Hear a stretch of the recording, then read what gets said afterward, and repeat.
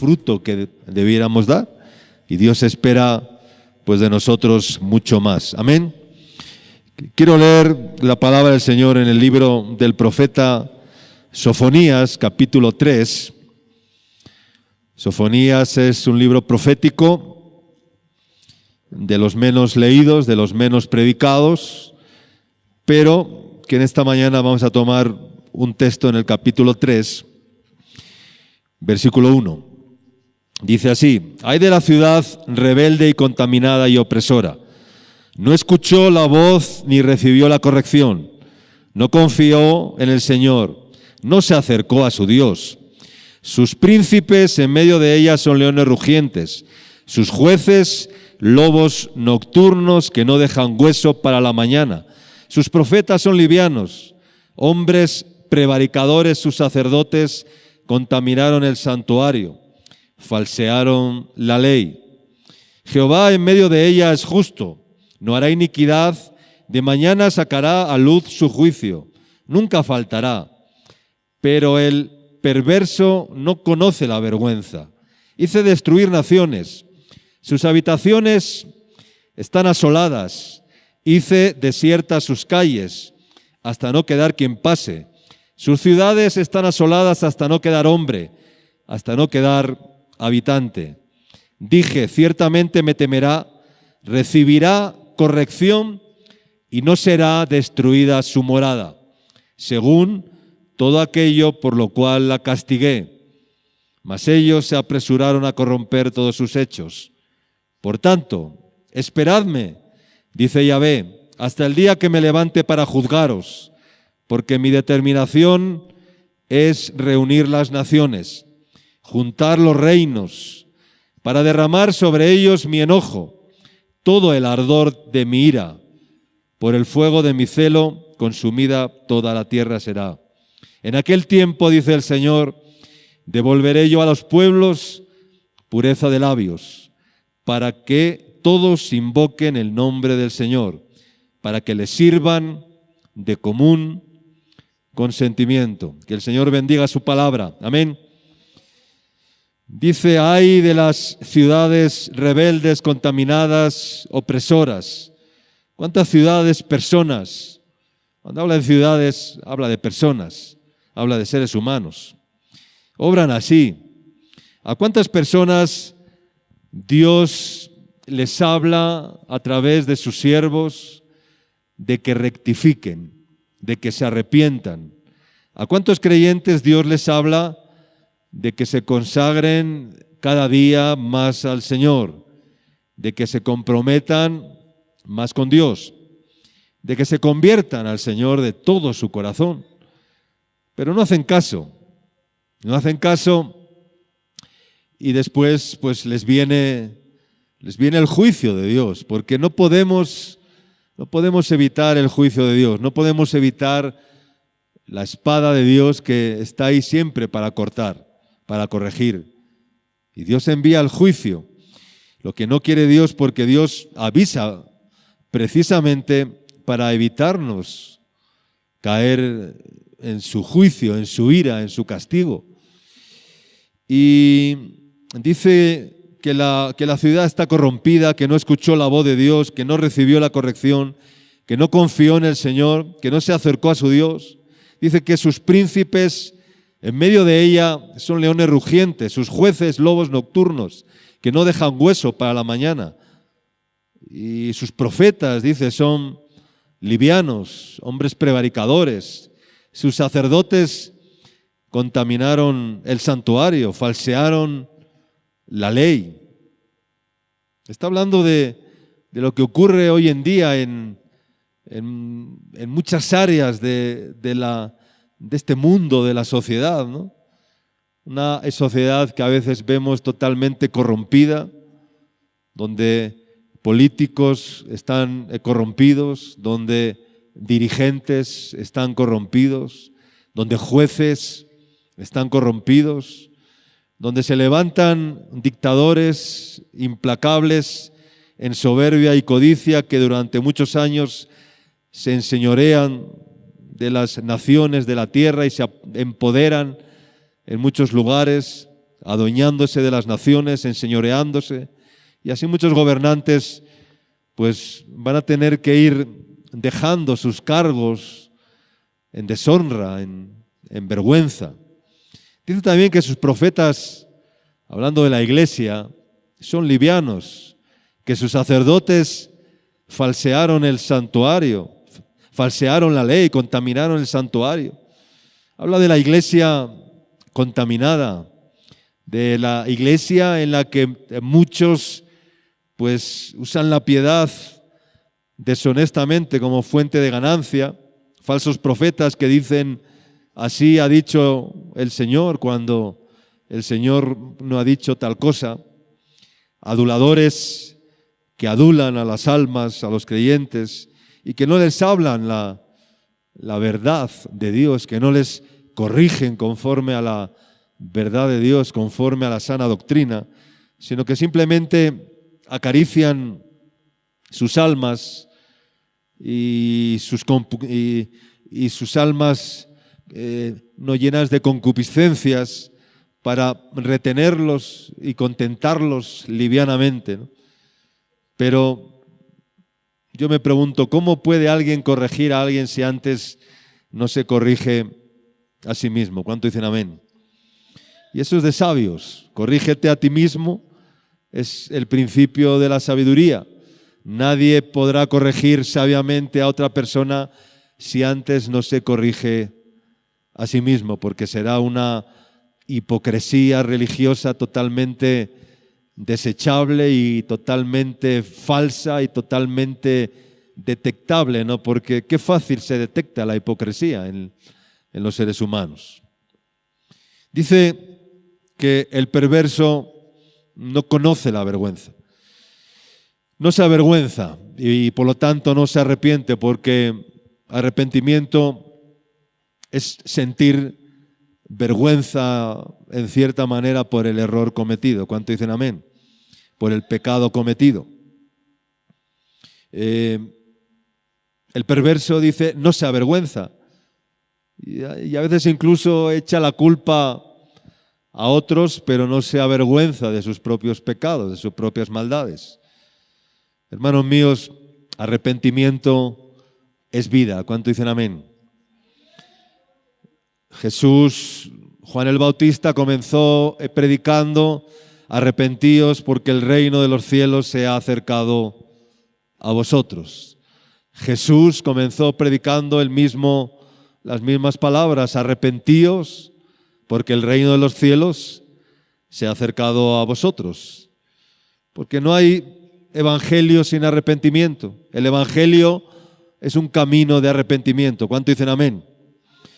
Y el arrepentimiento tiene que ser diario. Cada día tú y yo tenemos que arrepentirnos, y eso es sabiduría.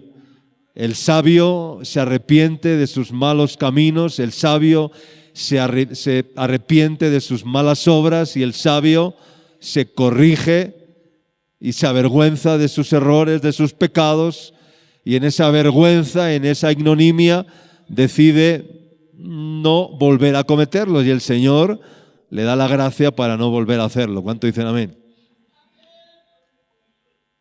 Pero hermanos, es importantísimo que nunca perdamos el verdadero espíritu del mensaje de Dios, que quiere que nos salvemos y que nadie se va a salvar si no se arrepiente, si no se avergüenza, si no rectifica sus errores, si no hay arrepentimiento, si no hay oración de confesión, si no hay petición de perdón, si no hay un verdadero arrepentimiento, sin rectificar sus vidas. Dice el verso 7, dice: recibe la corrección. Hemos leído, ¿no? Recibe la corrección, el verso 7. Dice: ciertamente no temerá. Dije, ciertamente me temerá, recibirá corrección y no será destruida su morada según todo aquello por lo cual la castigué. Amén. Recibe la corrección y no será destruida tu morada. Amén.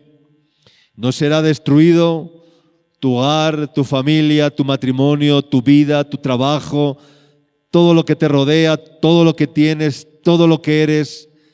Esa es tu morada. Dice, recibe la corrección y no será destruida tu morada.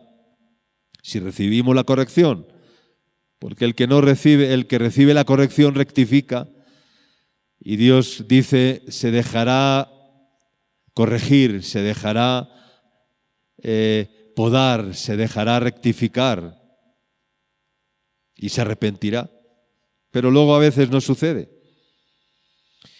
Luego viene el juicio de Dios, como hemos leído en los versículos 8 y 9. Pero después del juicio de Dios, dice, en aquel tiempo, dice el Señor, como consecuencia de haber purificado sus vidas, sus almas, dice el Señor, devolveré al pueblo, ¿no? En aquel tiempo devolveré yo a los pueblos, dice, pureza de labios, para que todos invoquen el nombre del Señor y para que le sirvan de común consentimiento. Amén. Y esto es hermoso, esta es la promesa de Dios. Amén. Hermanos míos, la palabra de hoy en esta mañana es la sabiduría de rectificar. Amén. Rectifiquemos, rectifiquemos. Hay muchas personas que piden perdón al Señor de una forma religiosa, pero luego vuelven a cometer los mismos errores porque no se arrepintieron, porque no rectificaron. Es como el que va una vez a la semana al confesionario, allí escupe sus pecados, ahí escupe sus culpas, ahí escupe todas sus maldades delante del sacerdote, delante del cura, en el confesionario, y se va con su conciencia limpia pensando que todo está bien, pero yo creo que eso es una práctica o es una gimnasia demasiado hipócrita. ¿Cuánto dicen amén? Que no sirve para nada hacer eso. Y así está hablando el Señor, de que si no hay rectificación, si no hay verdadero arrepentimiento, esa gimnasia de hacer eso únicamente para lavar la conciencia carece de valor y eso no agrada a Dios de ninguna manera, porque el verdadero arrepentimiento es odiar el pecado. Amén. Y pedir socorro y ayuda al Señor para no volver a pecar. Amén. Sabiduría es no pecar. Amén. El sabio no peca. El sabio se corrige, rectifica y no quiere pecar, porque no quiere desagradar a Dios. Amén. Leamos Salmos capítulo 19, versículos 9 al 14. Dice así: el temor de Yahvé es limpio, que permanece para siempre. Los juicios de Yahvé son verdad, todos justos. Deseables son más que el oro, y más que mucho oro afinado, y dulces más que miel, y que la que destila del panal. Tu siervo es además amonestado con ellos. En guardarlos hay grande galardón. ¿Quién podrá entender sus propios errores? Líbrame de los que me son ocultos. Preserva también a tu siervo de las soberbias, que no se enseñoreen de mí. Entonces seré íntegro y estaré limpio de gran rebelión. Sean gratos los dichos de mi boca y la meditación de mi corazón delante de ti, oh Yahvé, roca mía y redentor mío. Amén. ¿Hay alguien aquí que no cometa errores? ¿Sí? ¿Hay alguien? Nadie. Todos cometemos errores. Pero, aunque todos cometamos errores, la sabiduría consiste en entender nuestros errores. ¿Cuánto dicen amén? ¿Quién entenderá sus propios errores? Ahí está la sabiduría. Dice que tu siervo es amonestado con ellos. En guardarlos, dice, hay grande galardón. Pero dice, ¿quién podrá entender? Esa es la pregunta, ¿quién podrá entender sus propios errores? Líbrame de aquellos que me son ocultos. Ese es el problema, entender los errores. Porque si tú no entiendes tus propios errores, nunca rectificarás esos errores. Tienes que entenderlos primeramente. Y por eso el salmista hacía esa pregunta, ¿quién podrá entender sus propios errores? Amén. Yo me doy cuenta que hay muchas personas que no entienden sus errores. Saben de sus errores, pero no los quieren entender. Y como no los quieren entender, nunca los pueden corregir, nunca los pueden rectificar. Si tú quieres rectificar algo, tienes que saber cuál es el error, identificar el error, conocer el error, entender el error para, una vez entendido, entonces poder rectificarlo. Amén. Y la sabiduría consiste en rectificar el error. Hemos leído, dice, que no maquine en mi corazón pensamientos inicuos. Dice, preserva también a tus siervos de las soberbias, que no se enseñoreen de mí, ¿no? Que no se enseñoreen de mí, ¿no? Porque lo que nuestro corazón desea siempre es lo que vamos a hacer. El hombre, tal es el pensamiento del hombre, dice la Biblia, tal es el hombre. ¿Cuánto dicen amén? Somos lo que pensamos. Lo que tú piensas, eso haces después. Tú y yo somos lo que pensamos. Piensa bien y harás bien. Piensa mal y harás mal. Y por eso la Biblia nos dice que sobre toda cosa guardada, guarda tu corazón, porque del corazón salen los malos pensamientos, dice la Escritura. Guarda tu corazón, porque de él mana la vida. Preserva tu corazón, porque de él mana la vida o la muerte, porque todo sale del corazón, porque no es lo que entra en el hombre, lo que en la boca, lo que contamina al hombre. Lo que contamina al hombre es lo que sale del corazón, eso es lo que contamina al hombre, dice la Escritura. Hermanos míos, entendamos nuestros errores, porque los cometemos. ¿Cuánto dicen amén? Tú y yo cometemos errores. Ustedes saben que cuando un motor de un vehículo se daña por falta de aceite, por falta de agua, el motor dice hasta aquí, ¡pum!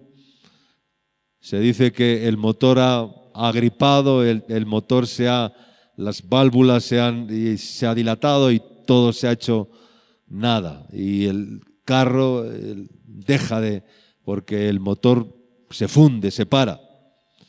Y cuando a un motor le sucede eso, ¿qué es lo que hay que hacer normalmente? Hay que llevar ciertas partes del motor, hay que llevarles ¿a dónde? A la rectificadora. Amén. Allí normalmente se lleva el cabezote, se lleva el bloque, se llevan partes del motor que tienen que pasar por la rectificadora.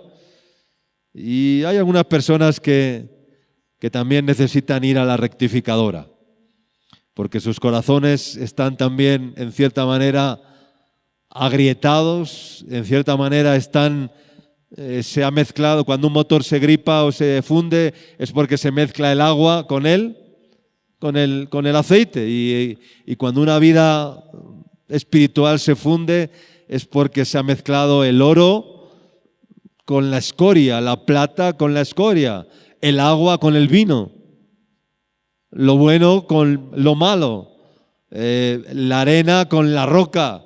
Entonces esa mezcla ha hecho que la vida espiritual se muera, se funda, y entonces hay que ir a la rectificadora. ¿Y qué es lo que se hace cuando un motor se lleva a la rectificadora? Pues lo que se hace es someterle a un proceso abrasivo con una especie de lima tremenda que lo que hace es poner la superficie del bloque o el cabezote o lo que sea totalmente liso, totalmente sin fisuras, que puedes pasar el dedo, ¿verdad? Y ves que todo es liso, que no hay ninguna rebaba, que no hay ninguna fisura, que no hay nada que es totalmente...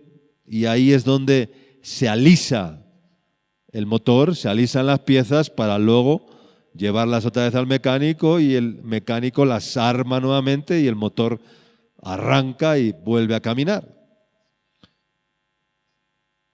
Se le somete a altas temperaturas porque eso es lo que ha producido también la dilatación, ¿verdad? Y el exceso de... Rectificar es poner liso, ¿cuánto dicen amén?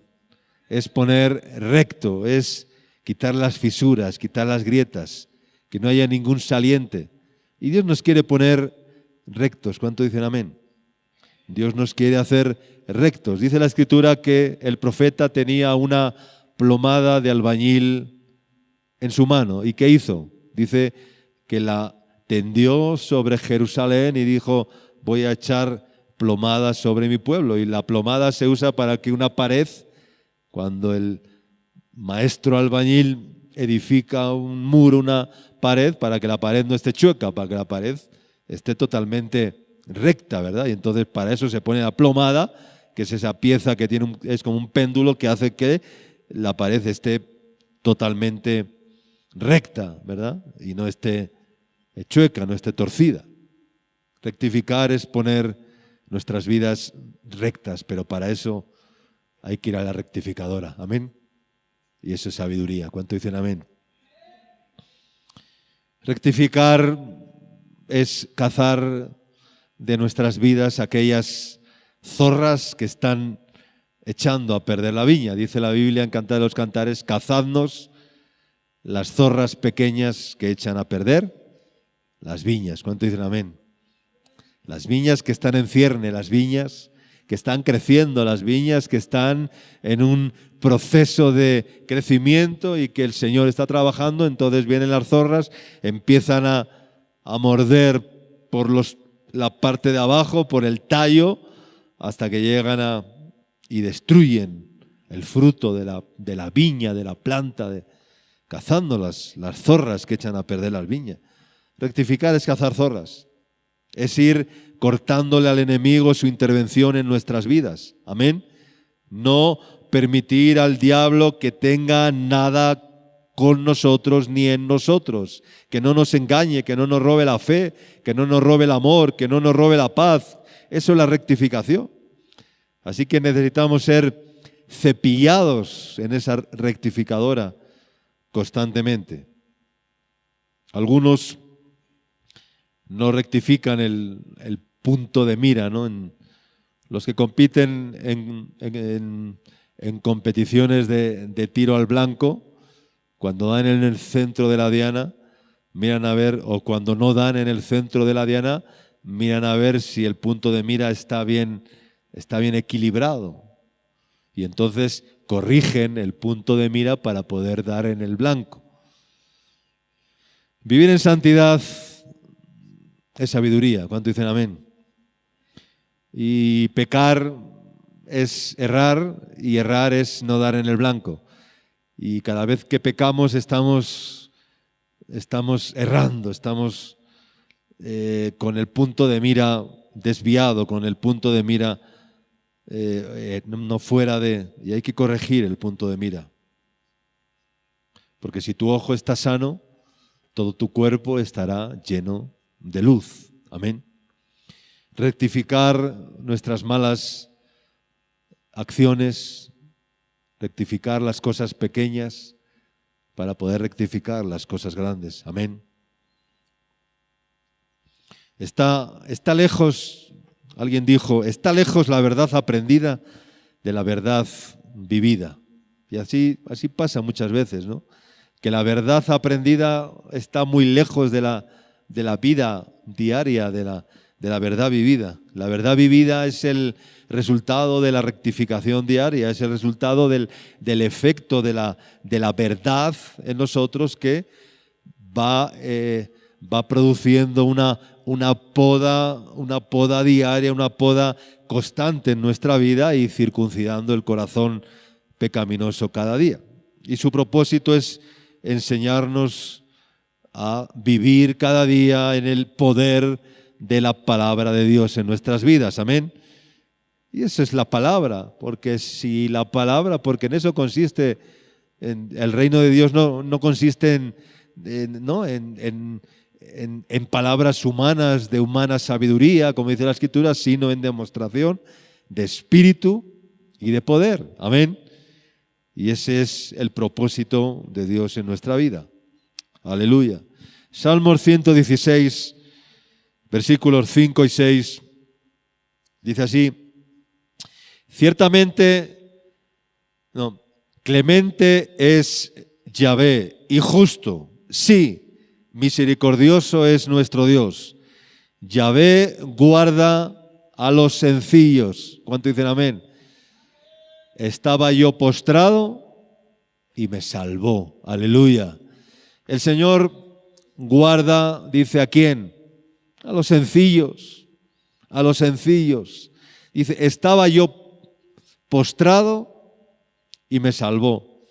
Pero qué poco hacemos esta gimnasia, ¿no? de postrarnos, en el sentido de humillarnos delante de quien sea necesario, a quien hemos ofendido, pero sobre todo delante de Dios cada día, porque los que están erguidos nunca rectifican. Y una de las enseñanzas más necesarias acerca del carácter en la vida cristiana es la humildad, porque el humilde se sujeta a la voluntad de Dios.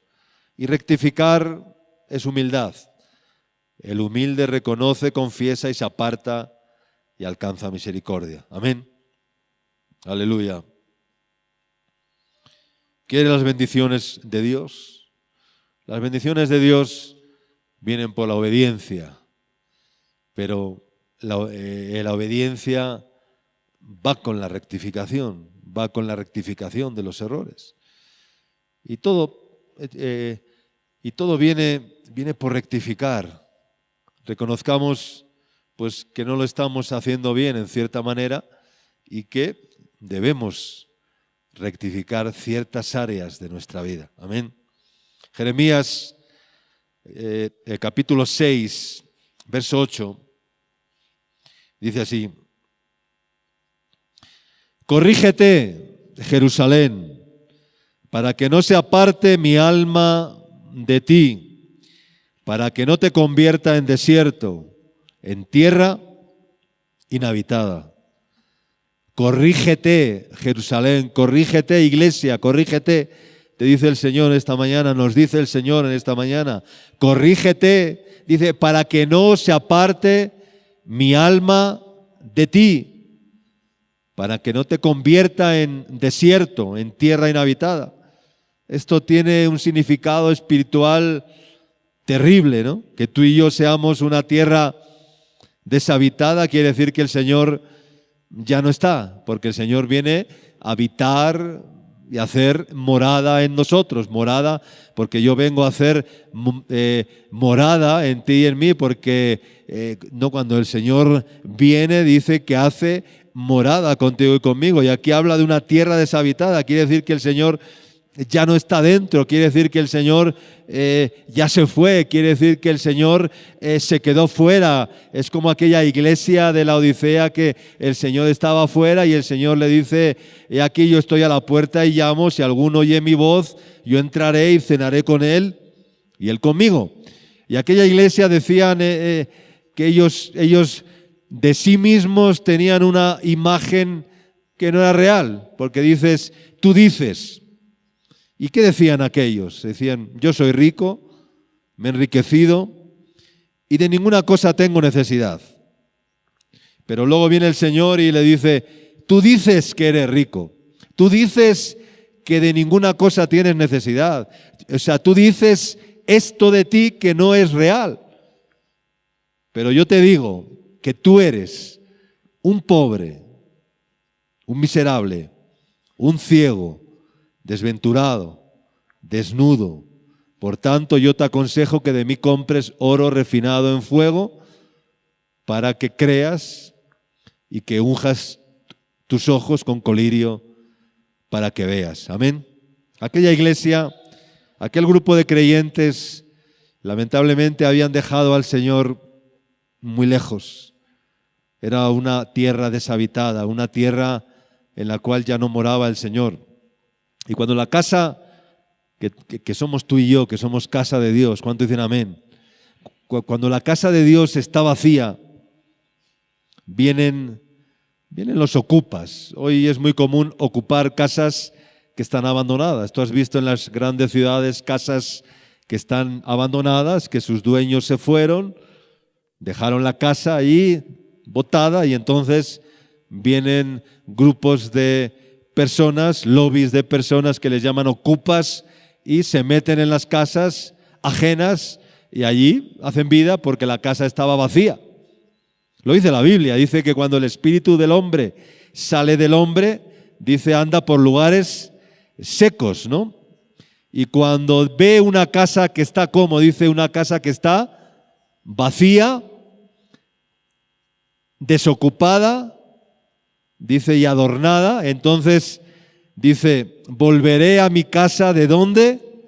De donde salí. Eso dice el espíritu inmundo, dice, volveré a mi casa de donde salí. Pero no vuelve solo. Además, dice que, ¿qué hace? Va y llama, ¿a quién llama? Dice, a 7 espíritus peores que él, y se frota las manos y dice, vengan que aquí hay una casa que está vacía, que está desocupada, que está aparentemente bien, vengan que aquí podemos habitar y hacer morada. Y los espíritus inmundos se frotan las manos y dicen, vamos. Y vienen y entran en aquella casa, que es una vida. Y dice la Escritura que el postrer estado de aquella casa viene a ser mucho peor que el primero. Amén. Y eso es terrible. Es un peligro tener la casa vacía. ¿Cuánto dicen amén? Nunca dejes tu casa vacía. Aleluya. Dile a tu vecino, al que está a tu lado, nunca dejes tu casa vacía. Nunca dejes tu corazón vacío, desocupado. ¿Y quién tiene que ocupar la casa? ¿Quién tiene que ocupar la casa? Si Cristo no ocupa la casa, ¿quién ocupa la casa? ¿Quién ocupa la casa? Tú y yo, habrás sido liberado de algunos demonios seguramente. Yo he sido liberado de bastantes demonios y soy consciente de ello. Pero no quiero que esos demonios que un día salieron de mí, de esos espíritus que un día salieron de mi vida cuando Cristo vino y me lavó y me limpió y me perdonó y corrigió y me salvó y me restauró, echó fuera de mi vida a todos aquellos espíritus y yo no quiero que vuelvan. Y si un día esos espíritus vienen a mirar mi casa, a mirar mi vida, dirán, wow, no, ahí no se puede entrar. Esa casa está habitada, esa vida está habitada. La sangre de Cristo está ahí a las puertas de la casa. Es como el pueblo de Israel en Egipto en la Pascua, cuando vino la plaga de los primogénitos, vino la plaga de la muerte. Dice que el ángel de la muerte pasó por aquella región, ¿verdad? Y en la casa, la sangre de Cristo, de las puertas pasaban de largo. Pero hay amigos, había una casa en la cual no estaba la marca, la señal, entonces el ángel de la muerte entraba en aquella casa y destruía, porque el ángel de la muerte viene a robar, viene a matar y viene a destruir. Amén. Pero si mi casa está habitada, si mi casa está llena del Espíritu de Dios, entonces los espíritus inmundos tienen que huir. Amén. Y uno huirá, hace huir a ¿cuántos? Dice la Escritura. A 10.000. Tú puedes hacer huir a 10.000 si el Espíritu de Dios está en ti. Amén. Si el Espíritu de Dios está en mí. Aleluya. Gloria a Dios. Corrígete a ti mismo, Jerusalén. para que no se aparte mi alma de ti, para que no te convierta en desierto, en tierra inhabitada. Dice la Escritura en el Salmo 94, rápidamente, 12 y 13, dice, bienaventurado el hombre a quien tú, Salmos 94, 12 y 13, bienaventurado el hombre a quien tú, Yahvé, corriges y en tu ley lo instruyes para hacerle descansar en los días de aflicción, en tanto que para el impío se cava el hoyo. Aleluya. Bienaventurado el hombre a quien tú, oh Señor, ¿qué? Corriges. Aleluya. Corriges y en tu ley lo instruyes para hacerle descansar en los días de aflicción, en tanto que para el impío se cava el hoyo. El impío no recibe la corrección y va camino del hoyo, no solo a la tumba, sino el hoyo va camino del hoyo, ¿no? Y la corrección siempre traerá sabiduría a nuestras vidas, amén. Siempre la corrección nos llevará a la rectificación, siempre la corrección traerá sabiduría a nuestra vida, amén. Dice Proverbios capítulo 9, versículo 1, la sabiduría edificó su casa, labró sus 7 columnas, mató sus víctimas, mezcló su vino y puso su mesa, envió sus criadas. Sobre lo más alto de la ciudad clamó, dice a cualquier simple, ven acá. A los faltos de cordura dice, venid, comed mi pan y bebed del vino que yo he mezclado. Dejad las simplezas y vivid, y andad por el camino de la inteligencia. El que corrige al escarnecedor se acarrea afrenta. El que reprende al impío se atrae mancha. No reprendas al escarnecedor para que no te aborrezca. Corrige al sabio y te amará. Aleluya. Da al sabio, dice, y será más sabio. Enseña al justo y aumentará su saber. El temor de Yahvé es el principio de la sabiduría y el conocimiento del Santísimo es la inteligencia. Porque por mí se aumentarán tus días y años de vida te añadirán. Si fueres sabio, para ti lo serás. Y si fueres escarnecedor, pagarás tú solo. Dice que el escarnecedor le corriges y se vuelve histérico, se vuelve contra ti. ¿No te ha pasado que a veces has querido corregir a alguien que no es espiritual y wow, saca las uñas, se vuelve contra ti, te aborrece, te rechaza, te odia, te detesta? Pero cuando corriges al sabio, dice, corrige al sabio y te amará. Porque fieles son las heridas del que ama, dice la Escritura, pero importunos los besos del que aborrece. Cuando corriges a un sabio, tú cuando corriges a alguien, y todos nos tenemos que corregir los unos a los otros, pues el sabio, cuando le corriges, el sabio te ama. El que es escarnecedor, el que es necio, cuando se le corrige, pues wow, saca las uñas, se rebela, se revuelve, se vuelve contra ti, arremete contra ti. Corrige al escarnecedor, dice, el que corrige al escarnecedor se acarrea afrenta, el que reprende al impío se atrae mancha.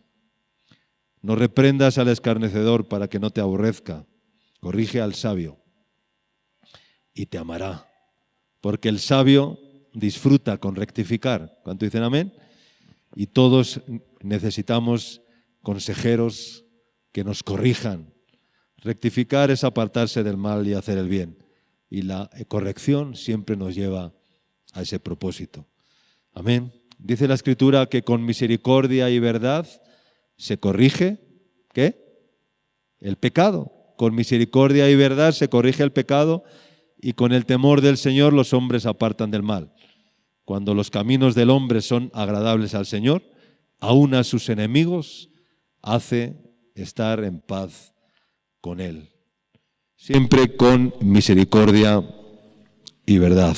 Amén. Con misericordia y verdad se corrige el pecado. Y con el temor del Señor los hombres se apartarán del mal. Y el hombre que reprendido, dice un proverbio, el hombre que corregido, reprendido es corregido. El hombre que reprendido, dice, endurece la cerviz, de repente será quebrantado y no habrá para él medicina, dice la Escritura. El hombre que corregido endurece la cerviz, endurece el corazón, rechaza la corrección, rechaza el consejo, dice que repentinamente, de repente, dice, será quebrantado y no habrá para él medicina. Amén. De hombres es errar, hermanos, pero de sabios es rectificar. Dejémonos corregir. Corrígete, Jerusalén, para que no se aparte mi alma de ti. Ese versículo es impresionante, ¿no? Que no se aparte mi alma de ti. El Señor no quiere apartar su alma, su vida, su espíritu de ti, pero te dice, corrígete, Jerusalén, para que mi alma no se aparte de ti. Y quiero terminar leyendo el Salmo 51, un versículo, el verso 6. Salmos capítulo 51, verso 6. David, todos conocemos este salmo impresionante, ¿verdad? Esta declaración impresionante de David buscando el perdón de Dios, David buscando ¿no? que Dios le lavara de sus culpas, de sus pecados, y comienza el salmo no diciendo, ten piedad de mí, oh Dios, conforme a tu misericordia, conforme a la multitud de tus piedades, borra mis rebeliones, lávame más y más de mi maldad, límpiame de mi pecado, porque yo reconozco mis rebeliones y mi pecado está siempre, está delante, no está detrás, dice, y mi pecado está siempre delante de mí, porque si está detrás no lo vemos. ¿Dónde está el pecado? Tiene que estar delante para que lo veamos, lo detectemos, lo corrijamos y lo aborrezcamos. ¿Cuánto dicen amén? Pero si el pecado está detrás o no lo queremos ver, decía, tu pecado está siempre delante de mí. Siempre está delante de mí. Dice, y mi pecado está siempre delante de mí. Y no, contra ti solo he pecado y he hecho lo malo delante de tus ojos, para que seas reconocido justo en tu palabra y tenido por puro en tu juicio. He aquí en maldad he sido formado y en pecado me concibió mi madre. Verso 6. Dice, he aquí, tú la verdad.